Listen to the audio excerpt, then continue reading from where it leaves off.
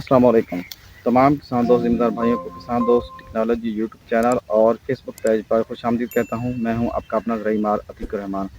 تو آج بات کرتے ہیں کہ ایک جو اس وقت فروری کے مہینے میں جو ٹمپریچر بڑھ رہا ہے یعنی کہ ہیٹ ویو زیادہ آ رہی ہے, تو اس سال بھی خطرہ ہے کہ ہیٹ ویوز آئے. تو ذمہ داروں کو چاہیے کہ گندم کی فصل کو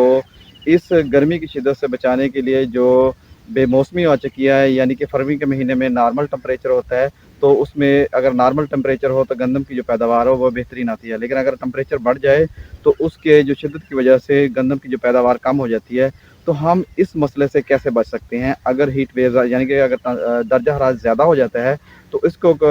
ہم درجہ حرارت کو تو کنٹرول نہیں کر سکتے, لیکن ہم فصل کے اندر حفاظتی تدابیر اختیار کرتے ہوئے ہم اس میں فصل کو اندر قوت مدافعت پیدا کر سکتے ہیں اور اس کی جو پیداوار ہے اس کو محفوظ کر سکتے ہیں. تو اس کے لیے یہ آپ نے چلنا ہے کہ ایک تو پانی کا خیال کرنا ہے کہ آپ فصل کو آپاشی اگر وقت سے پہلے لگانی پڑے, یعنی جیسے ہم وہ 25 سے 30 دن کے بعد پانی لگاتے ہیں, اگر آپ کو ٹمپریچر زیادہ ہو تو 20 دن بعد بھی اگر آپ کو پانی لگانا پڑتا ہے تو فصل کو ضرور پانی لگائیں, کیونکہ اس دوران جب سٹے کے اندر دانہ بن رہا ہوتا ہے یا دودھیا حالت میں ہوتا ہے, تو اس وقت اگر وہ نیچے وتر نہ ہو زمین کے اندر تو فصل کے اندر جو دانے کا جو وزن ہے اور نہیں بنتا, یعنی وہ پچک جاتے ہیں دانے, جس سے وزن کم ہو جاتا ہے. تو لہٰذا ایک تو یہ, دوسرا اس مرحلے پہ اگر آپ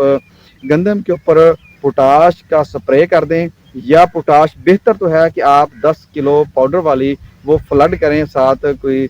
فاسفورس یعنی کہ آپ نیٹروفاس تھوڑی سی ملا لیں, وہ دونوں ملا کے اگر فلڈ کریں تو یہ اس مرحلے سے اس وقت جو یہ جو ہیٹ ویوز ہے یعنی کہ جو گرمی کی شدت آ رہی ہے اس سے بچا جا سکتا ہے, اور اس سے آپ کی جو پیداوار محفوظ ہو جائے گی اور بہترین پیداوار آئے گی. تو مزید زرعی معلومات حاصل کرنے کے لیے کسان دوست ٹیکنالوجی یوٹیوب چینل کو اور فیس بک پیج کو لائک کریں, شیئر کریں, تاکہ ہر آنے والے نئی زرعی معلومات آپ کو بر وقت مل سکے. میں ہوں آپ کا اپنا زرعی مار عتیق الرحمان. اللہ حافظ.